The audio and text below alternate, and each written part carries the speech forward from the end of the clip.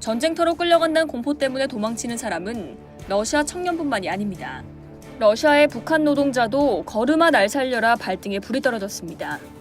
러시아에 파견돼 일하고 있는 북한 건설 노동자들이 우크라이나 동부 전쟁터로 보내질 수 있다는 소식에 잇따라 현장을 벗어나 도주하고 있다는 외신 보도가 나왔습니다.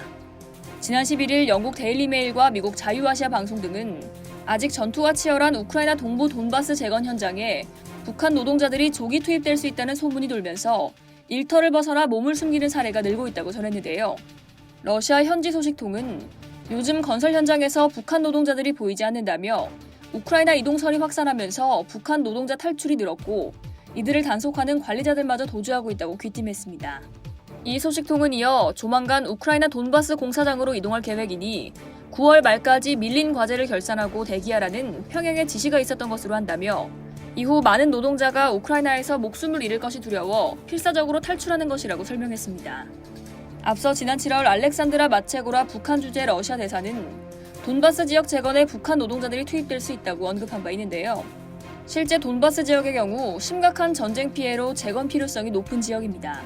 특히 북한 노동자처럼 값싸고 숙련된 노동력이 절실하죠.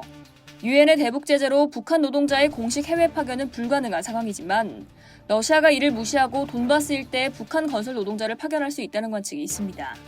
유엔 대북 제재 결의에 따라 2019년 12월 22일까지 해외에서 일하던 북한 노동자들이 본국으로 송환됐지만 러시아에는 유학생 등으로 등록하는 편법을 활용해 현지에 체류하며 일하는 북한인이 여전히 많습니다. 이 중 일부가 최근 도주한 노동자들인 것으로 해석됩니다.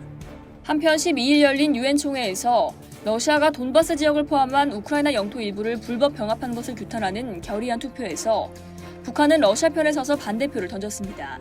규탄 결의안은 전체 193개 회원국 중 찬성 143표, 기권 35표, 반대 5표로 가결됐는데 러시아와 북한을 비롯해 벨라루스, 시리아, 니카라과가 반대표를 행사한 것으로 알려졌습니다. 이에 앞서 11일 열린 북러 수교 74주년 행사에서 러시아 정부는 북한과 러시아는 함께 최전선에서 미국이 이끄는 서방 패권에 맞서고 있다면서 양국 협력은 국제 무대에서 완전한 지배를 추구하는 세력의 도전과 위협에 성공적으로 맞설 수 있게 할 것이라고 강조했습니다. 이처럼 북한과 러시아가 이번 전쟁을 계기로 동맹 관계를 더욱 굳건하게 다지고 있는 분위기라 러시아의 요구에 따라 전쟁터로 보내질 수도 있다는 북한 노동자들의 공포도 당연한 것으로 보입니다.